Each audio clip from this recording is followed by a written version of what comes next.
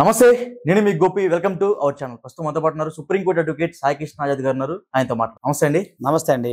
Recent గా మనం చూసుకోవచ్చు, మన ఫ్రెండ్స్ కి డబ్బులు ఇవ్వాలని సరే భయం వేస్తూ ఉంటుంది. సో మనం డబ్బులు ఇస్తాము, మళ్ళీ వాడు మనకి రిటర్న్ లో ఫోన్ పే చేస్తాడు. సో ఈ మధ్య కాలంలో కొన్ని స్కాములు జరుగుతున్నాయి. మనం డబ్బులు ఇస్తాము, ఆ డబ్బులు మళ్ళీ రిటర్న్ పో మనకి ఫోన్ పేలో స్కాన్ చేసి డబ్బులు పంపించినప్పుడు రిటర్న్ పోయి మళ్ళీ మనమే కేసేస్తున్నాడు. అరే నీకు 5 లక్షలు ఇచ్చా, నా 5 లక్షలు తిరిగి ఎప్పుడు ఇస్తామని మళ్ళీ మన మీద కేసేస్తున్నాడు. అవునండి. సో ఇవన్నీ కూడా ఈ మధ్య కాలంలో బాగా ఎక్కువ జరుగుతుంది. సో మీరు క్యాజువల్ గా చెప్పండి, బయట ఏం జరుగుతుంది, దీని మీద మీ వివరణ. నిజం చెప్పాలంటే నేను ప్రాక్టీస్ చేయబట్టి 23 ఇయర్స్ దాటిపోయిందండి. ఇది 24వ సంవత్సరం. అప్పుడు కొన్ని ఎథిక్స్ ఉండేయండి. 20 ఇయర్స్ బ్యాక్ మేము చేసిన కేసుల్లో చాలా కేసుల్లో ఎథిక్స్ ఉన్నాయి.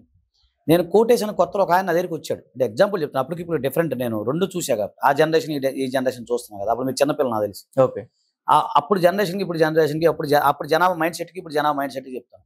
ఒక ఆయన వచ్చాడు మా దగ్గరికి. ఆయన వచ్చి, సార్ ప్రామిసరీ నోటు టైం అయిపోయింది. యాక్చువల్ నా దగ్గరికి వచ్చాడు. అప్పుడంతా 2 లక్షల చిన్న కేసు. వచ్చి, సార్ ఇట్లా నా దగ్గర ప్రామిసరీ నోట్ ఉంది సార్ అంటే, సరే నేను చూస్తే 3 ఇయర్స్ దాటిపోయింది.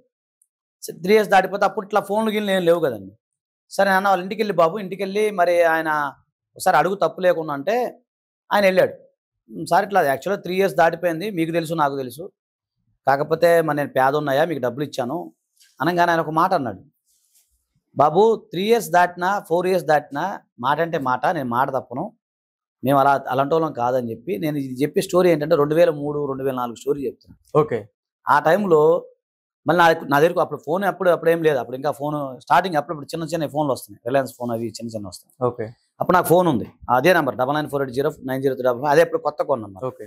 ఆ ఫోన్కి కాయిన్ బాక్స్లో చేసి, సార్ ఆయన ప్రామిసరీ నోటు మళ్ళీ 2 లక్షలకి మళ్ళీ వడ్డీ కలిపి రాసిస్తా అన్నాడు సార్, ఎలా చేయాలి సార్ అంటే, ఆగా బాబు నేను వస్తానని చెప్పి నేను మళ్ళీ ప్రామిసరీ నోటు అన్ని తీసుకుని వెళ్ళి అక్కడ ఇస్తే ఆయన సంతకం పెట్టాడు. ఓకే సార్ మీరు వడ్డీతో రాసుకోండి సార్, ఇబ్బంది ఏం లేదు, నేను ఇస్తాను, మాట అంటే మాట, నేను అలా మాట తప్పేవాళ్ళం కాదని. అలాంటి ఎథిక్స్ ఉండే ఆ రోజుల్లో. క్లయింట్లు కూడా మా మధ్య అభిమానంతో ఉండేవాళ్ళు. నమ్మకం మా మీద నమ్మకంతో మేము కూడా ఏదైనా చెప్పానుకున్న వినేవాళ్ళు. ఏమంటే సార్ ఇది ప్రామిసరీ నోట్ ఉంది, ఇలా ఉంది, లేదా ఇవాళ వాయిదా ఇలా ఉంది, లేకపోతే ఇది ఇలా కట్టాలంటే, అలాగే సార్ లాయర్ గారు మీరు ఎట్లా చెప్తే అట్లా అని వినేవాళ్ళు. ఓకే. నాకు చిన్న డౌట్ అండి, sorry for the interruption. So యాక్చువల్గా ఏంటంటే ఈ ప్రామిసరీ నోట్ ఎన్ని సంవత్సరాల దాకా దానికి వాల్యుబిలిటీ ఉంటుందండి? అయితే ఆ క్లయింట్ అలా ఉండేది, ఎథిక్స్ ఉండే. ఇప్పుడు నేను ఏది చెప్పాలన్నా గూగుల్ తల్లి జై గూగుల్ తల్లి.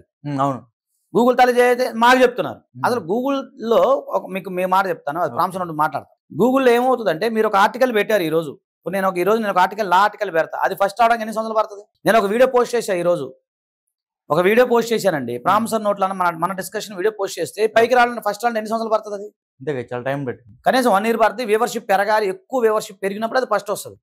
అంటే ఈ లోపల ఎన్ని జడ్జిమెంట్లు మారిపోతాయి, ఎన్ని జనాభా మారిపోతారు, ఎంత సమాజం మారిపోతుంది. అవును. కాకపోతే చట్టాలు మారాలి. నేను ఫస్ట్ కానీ అదే ముట్టుకున్నాను. ఎప్పుడో మీరు చెప్పే చట్టాలు, లిమిటేషన్ యాక్ట్, ఈ మళ్ళీ మనకి హిందూ మ్యారేజ్ యాక్ట్లు, ఇవన్నీ కూడా ఇంతకు ముందు కాలమే. అంటే వాళ్ళు చదువుకున్న సబ్జెక్ట్ మేము చదువుకున్నాం, ఓపెన్ చెప్పాలి. సరే ఈ మధ్య అదృష్టి మన BNSS అవన్నీ మారింది. అవును. సరే మళ్ళీ ప్రామిసరీ నోట్ దగ్గరకు వద్దాం. ఈ ప్రామిసరీ నోట్కి ఏంటంటే లిమిటేషన్ యాక్ట్ ప్రకారం చూసుకున్నట్లయితే ప్రతి ప్రామిసరీ నోటు 3 ఇయర్స్ మాత్రమే వ్యాలిడిటీ ఉంటుంది. డేట్ వేసిన దగ్గర నుంచి, నోట్ దిస్ పాయింట్, డేట్ వేసిన దగ్గర నుండి 3 ఇయర్స్ మాత్రం వ్యాలిడిటీ ఉంటుంది. ఓకే. సో ఆ 3 ఇయర్స్ లోపులే కనుక మీరు క్లెయిమ్ చేసుకోవాలి. లేదనుకుంటే సార్ అలా కాదండి అన్నారు. ఒకవేళ ఉదాహరణకి ఇప్పుడు నేను మీకు డబ్బులు ఇచ్చా, 2024లో ఇచ్చా, 1 ఇయర్ అయింది. గోపి మరి నాకు కొద్దిగా డబ్బులు ఇవ్వమ్మా అంటే, సరే సార్ అని చెప్పి మీరు నాకు 10,000 జమ వేశారు అనుకున్నాను. మళ్ళీ వెనక మళ్ళీ గోపి చేత నేను ఐ హావ్ రిసీవ్డ్, గోపి ఇట్లా పే చేశాడని చెప్పి గోపి చేత నేను సంతకం పెట్టించుకుంటే అప్పటి నుండి 3 ఇయర్స్ వరకు వ్యాలిడిటీ ఉంటుంది. ఓకే.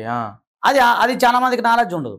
సో నేను ఏమంటున్నానంటే, ఈ రోజుల్లో ప్రామిసరీ నోట్లు కానీ, డబ్బుల విషయం కానీ, ఏవైనా సరే ఎథిక్స్ విషయాల్లో కానీ, ఇంకేదైనా విషయాల్లో జనాభా మారిపోయారు గోపి.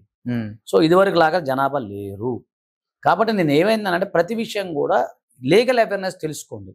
ఇప్పుడు మా దగ్గరికి వస్తారు, ఒక్కొక్కరు లక్షల్లో డబ్బులు ఇస్తూ ఉంటారు. ఇలాంటి కేసులు వస్తారు వస్తూనే ఉంటాయి సార్, రెగ్యులర్గా వస్తూనే ఉంటాయి. రెగ్యులర్గా వస్తుంటాయి. కాకపోతే వీళ్ళు ఏం చేస్తారంటే, లీగల్ ఒపీనియన్కి డబ్బులు ఇవ్వడానికి 5,000, 10,000 కోసం అల్లాడుతుంటారు.